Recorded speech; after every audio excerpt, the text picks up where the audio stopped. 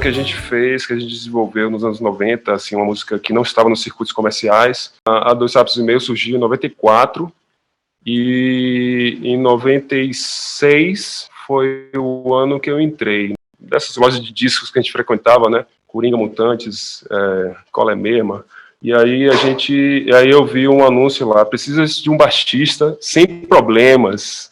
E aí eu tava lá, nessa época, assim, já tocava em outras bandas, assim, mas tava procurando, né, cada vez mais ter outras referências, ampliar, dentro do universo do rock, ampliar uma gama de atuação, e atuação profissional mesmo, e buscando vários estilos, e aí esse anúncio me despertou a atenção, falei com o Peu, falei com o Mário, falei com o Léo, acabei entrando na banda e realmente foi uma trajetória, para mim, foi marcante, assim. Eu digo que foi minha primeira experiência profissional, porque a gente viajou, a gente fez shows fora da Bahia, fazíamos um circuito, assim, de shows semanais, né, algo que para mim era novo, assim, com 18 anos, 19 anos, era novo, já tá dentro desse circuito, trabalhando mesmo, ganhando cachês e tal.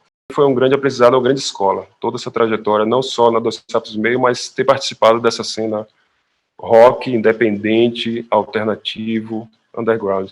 A questão do regional, como você fala, eu vejo isso chegou depois, né? Assim, acho que vem muito de uma curiosidade, uma necessidade de buscar sonoridades diferentes do universo que eu cresci ali, que eu estava habituado, né? Assim, habituado a ouvir, a tocar e conviver. E eu acho que partiu muito dessa vivência aqui no Capão, né? Aqui no interior da Bahia, mais ou menos em 96 também, mesma época. Eu comecei a vir aqui para Chapada frequentemente, e quero morar aqui, já tinha aquela ideia assim. Então, isso também me levou a buscar sonoridades diferenciadas assim do que eu vivia no meio urbano e me conectar com sonoridades que são das tradições brasileiras, né, que são base de formação assim da musicalidade brasileira. Lembro muito bem assim que rolava muitos shows ali em São Lázaro, né? Eu fiz graduação em História e esse circuito só cresceu, né? Depois atingindo outros espaços privados na cidade mesmo. Banda Crack era uma referência para Volume Zero assim também. Então foi realmente assim era um universo assim que a gente tinha muitas referências ali e na nossa música a gente traduzia aquilo, né? A gente se inspirava e fazia aquela música. E eu acho que a gente estava compartilhando aquilo com outras bandas também acontecendo ao mesmo tempo, né? Que estavam também começando suas trajetórias, também na mesma pegada.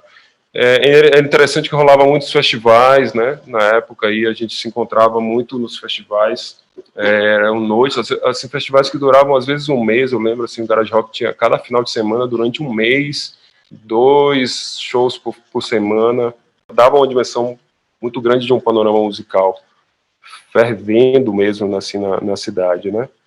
E não só na cidade, mas aí vinham bandas de fora também, bandas de outras cidades da Bahia, de outros estados também. A gente tinha uma rede de intercâmbio muito interessante. A gente se falava apenas por telefone fixo e um período assim pré-internet. Os clientes a gente gravava fitas demo e ficava esperando uma coletânea surgir para a gente mostrar nossa música numa coletânea, em CD. Tudo acontecendo muito rápido e muitas bandas, aí eu incluo a Dois Sapos e Meio, no caso, foi uma banda que deixou de existir já nesse início dos anos 2000. Por várias questões, mas assim, isso acho que foi uma das questões fundamentais, né? É tudo digital, é produção em casa, é home studio, vamos pegar os equipamentos e vamos fazer nosso negócio mesmo. E ao mesmo tempo que a gente mantinha uma cabeça ainda de produção, de estar esperando, por exemplo, uma gravadora encontrar a banda e chamar para fechar um contrato. Então, isso aí tudo se dissipou, né? Isso evaporou nessa virada, e as bandas que estavam chegando ali também pegaram isso muito rápido, e no ano 2000 veio uma outra frente, um outro movimento assim, muito mais forte, né? Dentro de toda essa era digital, né, que se inaugurou. E todo esse universo da música alternativa, independente, rock, de certa forma ele converge com o universo do universo da música popular, né, que eu adentrei assim também nessa virada, né, entre os anos 90 e 2000. E aí nessas convergências são muitas pessoas que foram referência, né? Eu acho que se a gente for falar de bandas, por exemplo, Crack, Cascadura, Úteros em Fúrias, assim, para mim essas bandas foram referência no trabalho que eu estava seguindo como músico, né? Como artista, né? Como criador. O Malu tá querendo me perguntar alguma coisa aqui. Pessoas que estavam se dedicando a estudar aquela música, estudar aquelas sonoridades e conviver com as comunidades, né? Desenvolver parcerias, amizades, trabalhos, projetos. Por exemplo, o trabalho com Catarina Doren, né? O próprio trabalho com Tadeu também, Tadeu Mascarenhas, porque também transitou nesse universo, né? De festivais de música no ISBA, onde eu estudei, ele estudou também, e aí depois a gente se reencontra já dentro desse universo de fazer pesquisas e gravações com samba de roda. São lugares que às vezes e pessoas que a gente acha que existem no universo mítico, assim, no universo transcendental, assim, são de referências mesmo, mas quando a gente vai e conhece, né, são pessoas ali que estão ali na labuta, na lida do dia a dia. E, enfim, são grandes referências para mim até hoje, em tudo que eu faço e tudo que eu crio, né? Na viola também, além da referência do recôncavo, claro, né? Assim, não só as referências que eu tenho na viola, por exemplo, que se tornou um dos meus instrumentos principais, né? Eu vejo que houve muita referência também de músicas de Pernambuco também, de sonoridades lá de Pernambuco, que minha família na origem não é do Maranhão, mas assim de Pernambuco e da Paraíba. Antes de ter experiências assim em festivais fora do Brasil, eu pensava assim a minha criação como algo muito coletivo, vinculado a uma banda, a um grupo, né, fazer parte de um grupo musical, de uma banda e tal. Depois eu fui morar um tempo na Espanha e na Holanda, e participando de eventos e shows e fazendo trabalhos fora do Brasil, foi a possibilidade de mostrar o trabalho de uma forma solo, né, em formato solo. Por exemplo, trazendo minhas próprias composições que ficavam sempre guardadas, assim, né, eu acabava não mostrando muito minhas músicas nos grupos, nas bandas que eu fazia parte, e também porque eu sempre compus muito mais na linha instrumental do que músicas com letra. Existia uma valorização e um reconhecimento muito grande da música brasileira, da música feita por brasileiros fora do Brasil, e já dentro da sonoridade da viola, né, da viola instrumental, eu montei muitos trabalhos com esse formato, não só tocando sozinho, né, tocando só e mostrando minha música sozinho, e participando de eventos e tal, mas tendo o meu trabalho autoral à frente do projeto, né? E daí veio também projetos com parcerias também, como o caso com a parceria com o Júlio Caldas, que foi o viola de arame, né? Então a gente, em determinado momento, a gente viu que a gente estava fazendo coisas muito similares, né? Assim, tanto tocando viola e tocando guitarra, mas a gente viu que a gente poderia fazer um projeto juntos, mantendo a individualidade de cada um, né? Dentro desse projeto, mas apresentando uma coisa em comum, né? Em formato. E foi muito interessante. A gente fez muitos shows no Brasil, alguns shows fora do Brasil também. E ter participado de eventos, de festivais grandes também na Europa, lá com o pessoal do Samba Churu de São Brás, também me mostrou uma grande dimensão também do alcance da música brasileira fora do Brasil, né? Eu decidi, junto com o Bia, a gente fazer uma temporada, ficar uma temporada fora mesmo. Era meio que um sabático, assim, uns meses sabáticos, mas que acabaram sendo de muito aprendizado, assim, aprendizado informal, sem nada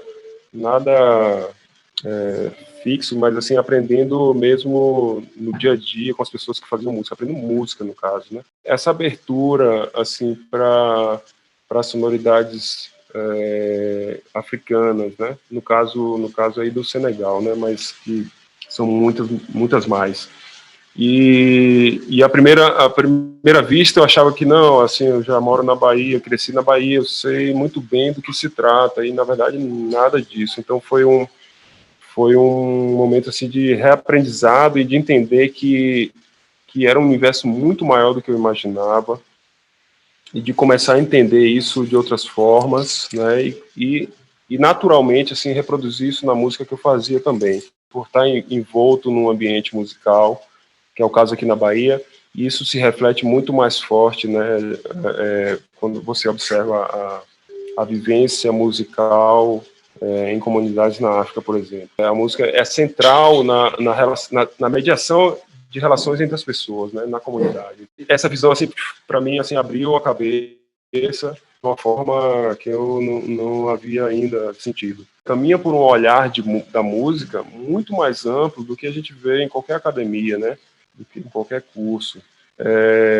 Então, a etnomusicologia é como traduzindo, assim, da forma mais simples, é uma antropologia da música. É você observar a música como parte do cotidiano, como força motora de uma sociedade, né, e de vários processos da sociedade. Então, isso, quando eu voltei da África, assim, já me deu essa certeza, assim, não, eu quero me dedicar a essa pesquisa sobre esse campo aqui. O curso de História me chamou para a realidade, eu acho que é isso, que algo que eu tinha já uma visão crítica, claro, mas me chamou para a possibilidade de ver como a música pode impactar na sociedade, no que eu faço, e o que eu faço também pode ser um impacto, né? Então, isso ficou claro para mim naquela época. Foi quando aí eu conheci essa área da etnomusicologia, né? Aí foi fazendo um curso de extensão na UFBA também, no Goethe. No Goethe também teve essa parceria com a UFBA. E aí a Ângela Lune, que acabou sendo minha orientadora no doutorado, já na pós-graduação em música, em etnomusicologia, ela ministrava esse curso. E era um curso sobre músicas africanas, né? Sobre musicalidades africanas, isso em 98, 99. Então, isso, mais uma vez, né, e principalmente, assim, né, primeiro me chamou a atenção, né, para essas possibilidades de estudar a música sobre outros pontos de vista. Eu sempre trilhei essa trajetória como um autônomo, independente, um underground mesmo, assim, sempre fui eu fui por fora, apesar de ter feito todos os degraus, né? Graduação, bacharelado, mestrado, doutorado. O próprio longa-metragem Memórias Afro-Atlânticas é resultado disso, né? De uma trajetória assim de pesquisa que se transforma em um resultado audiovisual. E na sequência vem outros 2 filmes também, um sobre a mesma temática e um terceiro que vai acontecer isso, que chama O Tempo Não Falha, e que aí, curiosamente, a gente está falando sobre isso, né? Esse filme trata dessa cena musical nos anos 90 em Salvador, cena musical roqueira nos anos 90 em Salvador. Então, toda essa trajetória, na verdade, ela serve para embasar e serve de instrumento para mostrar isso tudo que eu vivo no cotidiano, né? E não o contrário.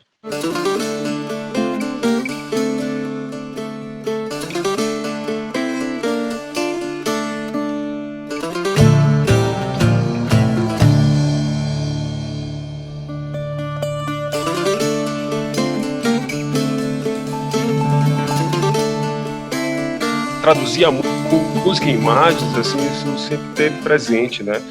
A própria questão da música instrumental, que eu desenvolvi bastante, que eu fiz muita coisa de instrumental, muitas gravações, eu acho que se inspira muito em imagens, né? Muita gente sempre fala assim, me faz comentários, pô, aquela gravação, aquela sua música e tal, pô, me faz lembrar tal paisagem, ou contou uma história, assim, eu vi a história assim nas imagens, assim, na minha cabeça e tal. Então, o objetivo, eu acho que é esse mesmo, assim, quando a gente faz uma música instrumental, a gente está sempre pensando em narrativas imagéticas, né, em termos de imagem, e que não estão ali presente na tela, mas estão ali na nossa imaginação. Já no início das pesquisas com o samba de roda, eu já fazia imagem, eu sempre tive câmeras pequenas, câmeras simples, depois câmeras de celular mesmo, e essas câmeras eram instrumentos de trabalho, instrumentos de pesquisa. Com isso eu parti mesmo, assim, para fazer projetos de longa-metragem, documentários. E sempre tem a música como pano de fundo, né? Os documentários, por exemplo, sempre tem temáticas musicais, né? O caso de Memórias Afro-Atlânticas, né? Que trata de gravações feitas nos anos 40 pelo linguista negro norte-americano Lourenço Turner, horas e horas e horas de áudio dos candomblés de várias nações aqui em Salvador, no Recôncavo, e todo esse material fica nos Estados Unidos durante quase 80 anos, e aí a gente consegue trazer isso de volta e contar histórias musicais através do audiovisual. As histórias têm que ser recontadas o tempo todo para que elas permaneçam, né? Então essa é justamente o que faz com que a tradição se permaneça, né? Se mantenha.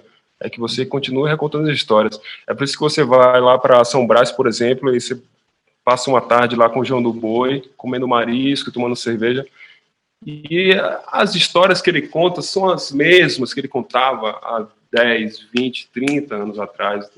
São as mesmas, claro que vai mudando uma ênfase ou outra, aparece um personagem que você não sabia que existia, mas aparece outro. E aí é interessante ver as histórias atuais também, histórias das turnês que a gente fez, e entra também no mesmo hall de histórias também da época do cultivo da cana. É muito rico isso, e ver tudo isso sendo recontado, e isso que faz girar, né? Que faz girar a sociedade, e essa tradição oral acaba se permanecendo, né? Foi me lembrando de tantos episódios que já foram tantos, né? Tantas histórias, tantas vivências já. E você teve presente em várias delas, né? Várias delas. E muito bom relembrar isso, viu? Valeu. Eu lembro sempre mesmo, com carinho, desses momentos, assim. Às vezes parece que foram poucos anos, mas assim foram muitos anos intensos, na verdade, né? Essa dimensão do tempo é totalmente diferente da nossa, né? Assim, que vem do contexto urbano. A condição de diretor, assim, era muito mais um mediador. Chegar lá, somente eu e a viola, e daí passar um dia inteiro, um final de semana inteiro, conversando e comendo marisco, tomando cerveja e tocando viola, junto com o pandeiro, com a voz, e fazendo um som naquele tempo, né? No tempo que é o tempo que a galera vive nas comunidades. O que a gente fez, e fez questão de criar, foi esse vínculo, viu, Nacita?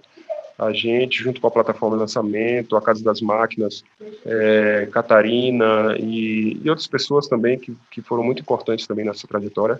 A gente fez várias oficinas lá também, né? Teve vídeos, por exemplo, que a gente fez, você estava presente, Nacita, vídeos para a Associação dos Salvadores. Então eles contratavam a gente para fazer os vídeos das oficinas de viola, por exemplo. Então era entrevista com os violeiros de várias regiões, de várias cidades.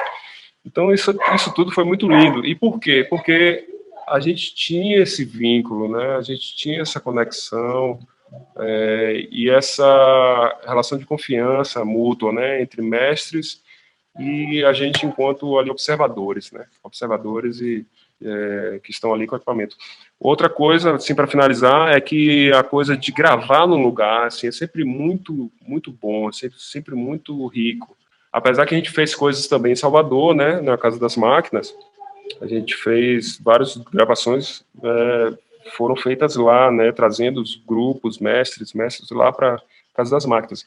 Mas a vivência de você ir até o local, né, de você estar sendo recebido ali, é muito muito importante para essas comunidades, né? A pessoa trabalha o dia todo na enxada, na roça, na pescaria, e à noite vai sambar a noite toda, assim, né? Desde a noite até o dia raiar. Eu sempre frequentava os espetáculos do Circo Piccolino, né, da Escola Piccolino, e achava demais toda aquela exuberância assim, de cenas e a linguagem musical que era tratada ali, né, com a banda Piccolino, Amadeu, Jonga, Andrezinho também, Duda, né, participava.